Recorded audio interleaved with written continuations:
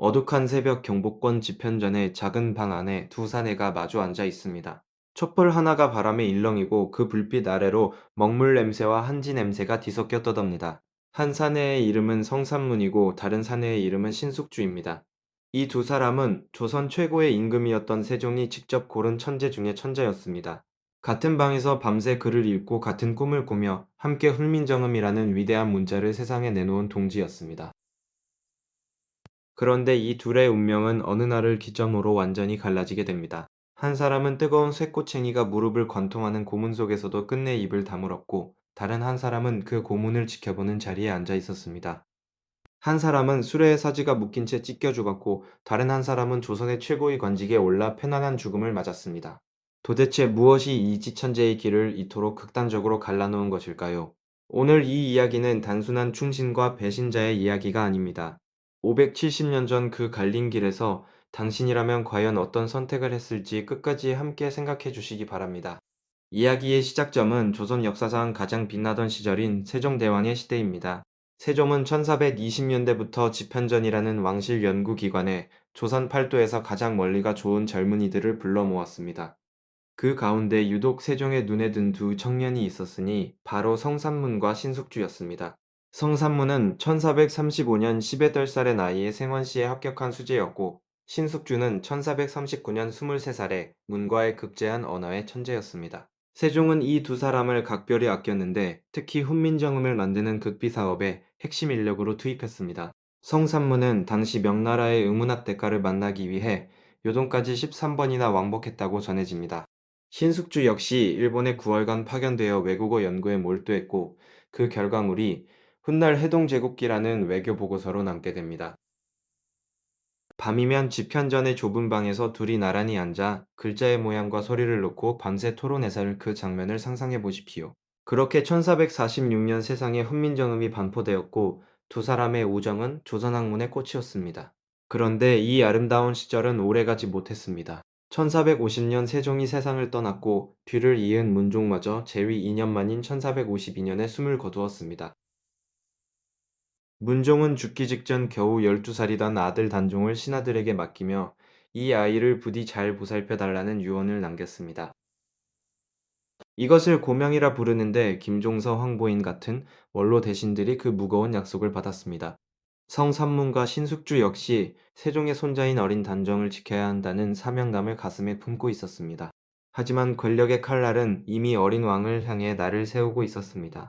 단종의 삼촌 수양대군은 야심히 하늘을 찌르는 인물이었고 한 명의 거람 같은 책사들이 그의 곁에서 치밀하게 계획을 짜고 있었습니다. 1453년 10월 설을 밤 수양대군은 마침내 칼을 뽑아들었습니다. 그는 직접 김종서의 집을 찾아가 첫 회로 내리쳤고 그날 밤 황보인을 비롯한 수십 명의 대신이 피를 흘리며 쓰러졌습니다. 역사는 이것을 계유정난이라 기록합니다. 12살 소년 왕 단종은 삼촌의 칼 앞에서 아무것도 할 수 없었습니다. 수양대군은 모든 권력을 손아귀에 쥐었고 1455년 마침내 단종에게서 왕위를 빼앗아 스스로 왕좌에 올랐습니다. 이 사람이 바로 세조입니다. 바로 이 순간이 성삼문과 신숙주의 운명이 갈라진 결정적 지점입니다. 신숙주는 계유정난이 일어나기 전 이미 수양대군과 가까운 관계를 맺고 있었습니다. 수양대군이 세종의 명으로 불경을 한글로 번역하는 사업을 할 때 신숙주가 이를 도왔고 그 과정에서 두 사람 사이에 신뢰가 쌓였다고 전해집니다. 신숙주의 눈에 수양대군은 단순한 야심가가 아니라 실력과 결단력을 갖춘 지도자로 보였을 수도 있습니다. 한편 수양대군의 눈에 신숙주는 외교와 언어와 행정 모두를 아우르는 조선 최고의 인재였습니다. 계유정난이 터지자 신숙주는 수양대군의 편에 섰고 그 대가로 정난공신이라는 칭호와 높은 벼슬을 받았습니다. 반면 성삼문은 이를 갈았습니다. 세종이 그토록 맡겼던 손자를 삼촌이 몰아낸 이 현실을 성삼문은 도저히 받아들일 수 없었습니다. 성삼문의 머릿속에는 집현전 달밤에 세종이 어린 원손을 안고 너희가 이 아이를 지켜달라고 당부하던 그 목소리가 생생하게 남아 있었습니다.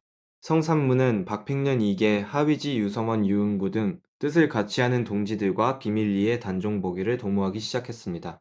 계획은 이러했습니다. 1456년 6월 명나라 사신을 위한 연회가 열리는 날 창덕관 안에서 세조를 제거하고 단종을 다시 왕위에 올리는 것이었습니다. 하지만 거사 직전 동료였던 김질이 장인 정창손에게 계획을 누설했고 정창손은 곧바로 세조에게 밀고했습니다. 모든 것이 수포로 돌아간 순간이었습니다. 성산문과 동지들은 즉시 체포되어 끔찍한 고문을 받았습니다. 뜨겁게 달군 쇠꼬챙이가 무릎을 꿰뚫었고 팔다리의 뼈가 부러졌지만 성산문은 단 한마디의 거짓 자백도 하지 않았습니다. 세조가 직접 신문에 나서 네가 나의 녹봉을 먹었으면서 어찌 나를 배신하느냐고 축원하자 성산문은 똑바로 쳐다보며 나으리라고 불렀습니다. 왕이라 부르지 않은 것입니다. 이 한마디 속에 성산문의 모든 신념이 담겨 있었습니다. 그에게 왕은 오직 단종뿐이었고 세조는 왕위를 훔친 찬탈자에 불과했습니다. 세조가 분노하여 그렇다면 내가 준 벼슬은 왜 받았느냐고 다그치자 성산문은 침착하게 대답했습니다. 상황 전하를 보기시키기 위해 벼슬에 머물렀을 뿐이라고 말입니다. 1456년 6월 8일 성산문은 군기가 막 평장에서 능지처참을 당했습니다. 술에 4대의 사지가 묶이고 말이 각기 다른 방향으로 달리면서 몸이 찢겨나가는 그 끔찍한 홍골 속에서도 성산문은 절명시를 읊었습니다. 북소리가 울려 생명을 재촉하고 고개 돌려 바라보니 해도 지려 한다는 그 처절한 시가 570년이 지난 오늘까지 전해지고 있습니다.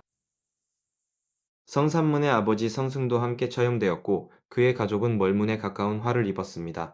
그리고 바로 그 처형장 곁에 신숙주가 서 있었다고 전해집니다. 성산문이 신숙주를 향해 외쳤습니다. 너는 집현전 달밤에 세종께서 원손을 안으시며 우리에게 하교하신 그 일을 잊었느냐고 말입니다. 이 한마디는 570년 동안 사람들의 가슴에 비수처럼 꽂혀 있습니다. 그렇다면 신숙주는 과연 어떤 삶을 살았을까요? 세조의 신하가 된 신숙주는 이후 좌의정 우의정을 거쳐 영의정에까지 올랐고 여진족 정벌에도 참여하는 등 외교와 군사에서 큰功을 세웠습니다. 세조가 죽은 뒤에도 예정 성종까지 3명의 왕을 보필하며 조선의 국정을 이끌었습니다. 1475년 59살의 나이로 편안히 눈을 감았고 그의 장례는 국가적 예우로 치러졌습니다. 능력만 놓고 보면 신숙주는 의심할 여지 없이 조선 전기 최고의 관료였습니다. 하지만 백성들의 평가는 잔혹했습니다. 사람들은 금방 물러지고 쉽게 쉬어버리는 녹두나물에 숙주라는 이름을 붙였습니다. 줏대 없이 변절한 사내처럼 금세 상해버리는 나물이라는 조롱이었고 이것이 오늘날 우리가 부르는 숙주나물의 유래입니다. 570년이 지난 지금까지도 채소 가게에서 이 이름이 불릴 때마다 신숙주의 선택은 다시 심판대에 오릅니다. 그런데 여기서 한 가지 생각해 볼 것이 있습니다. 만약 신숙주가 성산문과 같은 길을 걸었다면 조선은 어떻게 되었을까요? 훈민정음의 체계를 정리하고 일본과 여진과의 외교를 총괄하던 최고의 두뇌가 사라졌다면 세조의 조선은 훨씬 더 큰 혼란에 빠졌을 수도 있습니다. 역사는 결코 단순한 선과 악으로 나뉘지 않습니다. 성산문이 지킨 것은 원칙이었고 신숙주가 택한 것은 현실이었습니다. 원칙은 아름답지만 그 대가는 죽음이었고 현실은 추했지만 그 안에서 나라가 굴러갔습니다. 숙종시대에 이르러 단종은 왕으로 복위되었고 사육신은 충신으로 복직되었습니다. 죽은 지 200여 년이 지나서야 비로소 그들의 이름이 빛을 본 것입니다. 서울 노량진에 가면 사육신 묘역이 있고 그곳에 성산문의 비석이 서 있습니다. 비석 앞에 서면 570년 전 그 뜨거운 여름날 한 사내가 갈기갈기 찢직이면서도 지키려 했던 것이 무엇이었는지 가슴이 먹먹해집니다. 한편 신숙주의 무덤은 경기도 의정부에 조용히 자리 잡고 있습니다. 화려한 공적에도 불구하고 찾는 이가 드문 그 묘역의 적막함이 역사의 평가를 말없이 보여주는 듯합니다. 우리는 지금도 크고 작은 갈림길 앞에 섭니다. 회사에서 부당한 지시를 받았을 때 친구의 잘못을 눈감아 줄 것인지 말 것인지를 고민할 때 우리 안에 성산문과 신숙주가 동시에 속삭입니다. 원칙을 지키면 손해를 보고 현실에 타협하면 마음이 아픕니다. 어쩌면 이 두 사람의 이야기가 570년이 지나도 여전히 우리를 흔드는 이유는 그 갈림길이 결코 과거의 것이 아니기 때문일 겁니다. 성산문의 절명시 마지막 구절을 함께 되새기며 이 이야기를 마무리하겠습니다. 이 몸이 죽어가서 무엇이 될꼬 하니 복매산 제1봉에 낙락장성되었다가 백설이 온 세상에 덮일 때 홀로 푸르고 푸르리라. 죽어서도 절개를 지키겠다는 이 한편의 시가 570년을 건너 오늘 당신의 귀에 닿았습니다. 그 무게를 가슴에 품고 당신만의 답을 찾아가시길 바랍니다.